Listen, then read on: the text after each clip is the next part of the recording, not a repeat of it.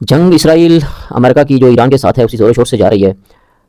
लगातार जो है वो एक दूसरे पे अटैक किए जा रहे हैं। ईरान ने भी जो है वो एक नई वेव जो है वो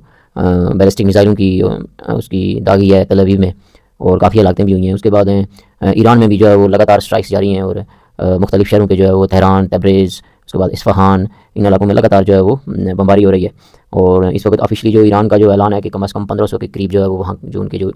लोग जो है वो हलाक हुए हैं। लेकिन जिस तरह की बम्बार्डमेंट देख के लगता है कि हलाकतें तो बहुत ज़्यादा हैं, लेकिन ज़ाहिर है ऑफिशियली उन्होंने जो खबर साझेदारी ने अगर ये दी है तो ये उनके पास कंफर्म न्यूज़ होंगी। और बाकी ये है कि इन हालात में जो है पूरी तफसील के साथ जो है वो कितनी हलाकतें हुई हैं मालूम करना भी बड़ा मुश्किल है हुकूमत के लिए। उसके बाद कुवैत और बहरीन में, कतर में लगातार बैलिस्टिक मिसाइल्स और ड्रोन अटैक हुए हैं। बहरीन ने कहा है कि इस वक्त तक हमारे यहाँ जो है 300 जो है वो ड्रोन्स अटैक हुए हैं, और मिसाइल अटैक भी हुए हैं, जो बैलिस्टिक मिसाइल वहाँ पे मारे गए हैं। और उसके बाद इराक में जो है वो जो उसका जो बेस था काफ़ी जो है वो वार्न किया था ईरान ने उस एयर बेस को ख़त्म करने के लिए इराकियों को भी, और वहाँ के जो है वो करता धरता हैं उस एयर बेस के आसपास उन्होंने काफ़ी जो है वार्न किया था कि हम यहाँ पे अटैक करेंगे। तो आखिरकार रात उन्होंने जो है वहाँ पे अटैक किया इराक के जो है वो एयर बेस पे, और दो उनके जो फ्यूल टैंकर थे उनको जो है वो वहाँ पे हिट किया, और वहाँ पे आग भी पकड़ी, और वहाँ पे उन फ्यूल टैंकर्स में आग लगी। उसके बाद फिर काफ़ी नुकसान हुआ है, और हलाकतों की भी खबर तो कंफर्म कोई नहीं आई है, लेकिन सुनने में आया है कि कोई एक आध हलाकत हुई है। बहरहाल ये है कि उसके बाद इराक ने ऐलान किया है कि वो फिर ये जो तेल की जो एक्सपोर्ट है इसको जो है वो बंद करेगा। उसने उन जो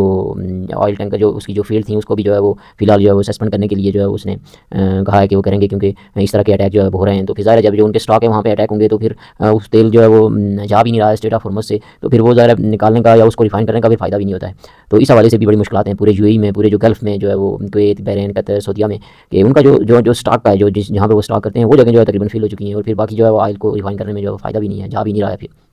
फजीरा से जो है वो इन्होंने बड़ी कोशिश की कि इसका अमल बदल गया, वो तलाश करें। इन्होंने अपनी तरफ से बड़ा तलाश किया था कि उस वहाँ से जो है वो बाई रोड जो है वो सारा तेल जो आ जाएगा, और स्ट्रेट ऑफ हॉर्मुज़ को जो है वो पास करके वहाँ से हम पूरी दुनिया को तेल जो है वो भेजेंगे। लेकिन ये बहुत मुश्किल काम है। एक तो बाई रोड जो है ये काम बड़ा मुश्किल होता है, और दूसरा ये है कि स्ट्रेट ऑफ हॉर्मुज़ में भी उन्होंने अटैक किया है, मिसाइल और ड्रोन अटैक किए हैं, वार्न भी किया है। और उस हवाले से जो मसला ये पैदा हुआ कि जो इंश्योरेंस कंपनियाँ थी उन्होंने जो है वो हाथ खींच लिया है तमाम जहाज़ों से, तमाम जो है वो जो तेल के जो तरसील में जो चीज़ें काम आती हैं वो सब, क्योंकि ज़्यादा इंश्योरेंस बहुत लाजमी होती है। इतने बड़े बड़े जो है वो शिप हैं, इतने बड़े बड़े टैंकर हैं, इतने बड़े बड़ी उसके बाद गाड़ियाँ हैं, तो उन सब की इंश्योरेंस कंपनियाँ इंश्योरेंस करेंगी, उनकी गारंटी देंगी, उनकी जो है कोई नुकसान होता है वो भरेंगी, तो तब जाके जो है वो मामला आगे चलते हैं, वरना इस तरह तो बड़ा मुश्किल हो जाता है। तो वहाँ पे भी जो है वो अब जो कंपनियाँ हैं जो ये काम करती थी उन्होंने हाथ खींच लिया। जहाज़ भी जो है वो उन्होंने भी जो है वो हाथ खींचा हुआ है, क्योंकि इंश्योरेंस कंपनियों ने हाथ खींच लिया है। तो फिर वहाँ पे से भी बड़ा मुश्किल हो जाएगा, और फिर वो भी इतना दूर नहीं है ईरान से जो है वहाँ पे उसको कंट्रोल ना कर सके या वहाँ पे हिट ना कर सके।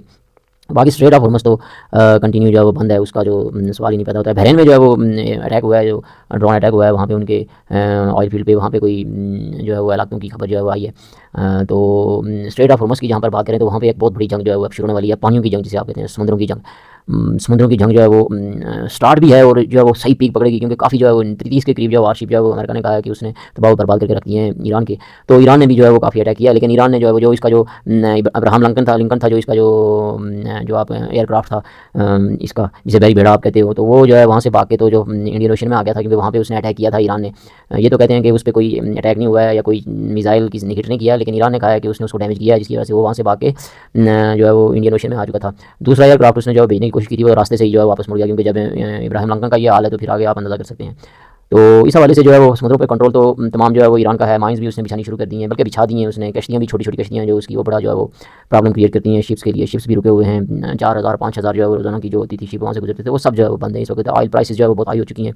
$100 पर बैरल $100 तक पहुँच चुकी हैं। और ईरान ने कहा है कि ये हमारा टारगेट ये है कि ये $200 तक जो है ना इसको हम लेके जाएंगे। ये उनकी जो है प्लानिंग है कि 200 से ऊपर तक इसको लेके जाएंगे, जब तक जो है वो स्ट्रेट ऑफ हॉर्मुज़ खुल नहीं सकता। और उसने कहा है कि स्ट्रेट ऑफ हॉर्मुज़ खुलने का सिर्फ एक ही तरीका है कि अब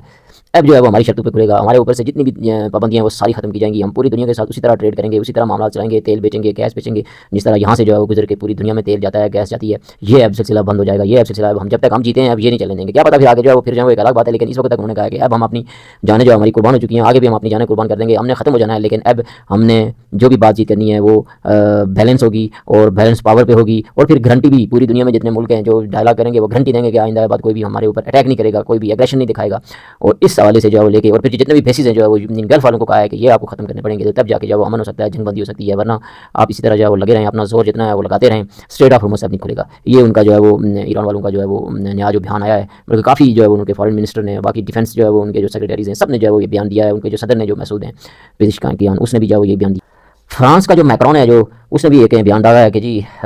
ईरान जो है वो इन अटैक का ज़िम्मेदार है। बेशक ये अटैक जो है वो इलीगल हैं, ये नहीं होने चाहिए थे और इस तरह के स्ट्राइक नहीं होने चाहिए थे, लेकिन ईरान की भी कुछ ना कुछ ज़िम्मेदारी बनती है, उसकी वजह से ये अटैक किए गए हैं। यानी दोगली पॉलिसी इन जितने भी जो कंट्रीज़ हैं इस वक्त हैं, जो जिनके खिलाफ ईरान खड़ा है अकेला, वो सब जो है वो दोगली पॉलिसी, दो नंबरी, नौसरबाजी वो नहीं छोड़ रहे हैं। नौसरबाजी नहीं छोड़ रहे हैं विद मुस्लिम ममालिक के, जो हमारे मुस्लिम ममालिक हैं, जो एशिया के या फिर गल्फ़ के या फिर और जो दूसरी क्रिश्चियन कंट्रीज़ हैं, सब जो हिपोक्रेसी है वो नहीं छोड़ रहे हैं। तमाम नाफकत का मुजाहरा कर रहे हैं, दोगली पॉलिसियाँ, नौसरबाजियाँ, दो नंबरियाँ, उधर से उनको भी जो है वो तलवे उनके चाट रहे हैं, उधर से इधर भी जो है वो अपने जो है दुनिया को शो करने के लिए कि भाई हम जो है वो इसको भी कंडेम करते हैं। पाकिस्तान ने जो है वो बड़ा वेलकम किया है मुश्तबा खामेनी को और उनको पैगाम भेजा है जी पाकिस्तान के जो है वज़ीर आज़म साहब ने, और बड़ी नेक ख्वाहिशात का इज़हार किया है। नॉर्थ कोरिया ने भी इसी तरह जो है वो नई ख्वाहिशात का इज़हार किया है। नॉर्थ कोरिया पर ये भी इल्ज़ाम है कि ईरान जो है वो शायद उससे न्यूक्लियर वेपन ले, तो ये इल्ज़ाम भी उन पर आयद किया गया है। देखते हैं कि इस पर मज़ीद क्या होगा, ये आगे आने वाला वक्त बताएगा। या नॉर्थ कोरियन जो है वो सदर, उसका अभी तक फिलहाल इस मामले में कोई बयान नहीं आया है, ना ही कोई ऐसी तरदीद हुई है। वो भी जो है उससे तो वैसे भी ये डरते हैं, उसकी तरफ ये जाते ही नहीं हैं, टच ही नहीं होते हैं। साउथ कोरिया के लिए अगर कोई काम करते हैं तो वो बयान देता रहता है, लेकिन इनकी तरफ से आज तक कोई नॉर्थ कोरिया के सदर के लिए ऐसी वैसी कोई ना ही हरकत देखी है, ना बयान देखा, और ना इनकी कोई जरूरत ऐसी है कि ये उसके खिलाफ कुछ कह सके, हालांकि वही दुनिया की छोटी सी कंट्री है। पर्शियन गल्फ में जो यूके मैरीटाइम जो एजेंसी है उसने एक खबर दी है कि कम से कम 6 शिप जो है वो उन्होंने वहाँ पे उनको हिट किया गया है, जो पर्शियन गल्फ में। ज़ाहिर है ईरान के होंगे, तो उन्होंने जो खबर दी है, लेकिन ईरान की तरफ से इसका कोई जो है वो ना उन्होंने तरदीद किया और ना उन्होंने एक्सेप्ट किया कि ऐसा कुछ हुआ है। यूएई की जो CNN की जो न्यूज़ है, वहाँ पे जो उनकी रिपोर्टर है, वहाँ के लोगों से, आम लोगों से उन्होंने बात की है। वहाँ पे जो बच्चे हैं वो इस वक्त बड़ी क्रिटिकल कंडीशन में हैं। बच्चों को जो है वो बताया जा रहा है कि ये फायर वर्क है, लेकिन ये फायर वर्क से अब उनको जो है वो सुनने में आया कि नफरत हो गई है, एंग्जाइटी का शिकार है, डिप्रेशन का शिकार हो रहे हैं, और उनकी मुख्तलिफ जो है वो उनकी पोजीशन, नॉइज़ या वामिटिंग, इस तरह की जो है वो शिकायत भी आ रही हैं, और डॉक्टरों के साथ जो है वो उनकी बच्चों को लेके भी जा रहे हैं, और बच्चों पे जो है वो इस चीज़ का बड़ा असर पड़ रहा है। ज़ाहिर है ये जो धमाके होते हैं इसको लेके जो है वो यूएई क्या बल्कि पूरी गल्फ़ कंट्री जो है वो इस वक्त परेशानी के आलम में है। तो जब तक जितनी लंबी ये वार होगी, इसके और ज़्यादा जो है वो नुकसानात जो है वो सामने आते जाएंगे, और ज़्यादा जो इसके जो मार्कात हैं, जो नुकसानात हैं वो खुलकर सामने आएंगे, खास करके बच्चों पे, बड़ों पे, तालीम पे जो है वो बड़ा असर हो रहा है। ऑनलाइन तालीम जो है इस वक्त गल्फ़ में जारी है, स्कूल्स में जो है वो तो बंद हो चुके हैं।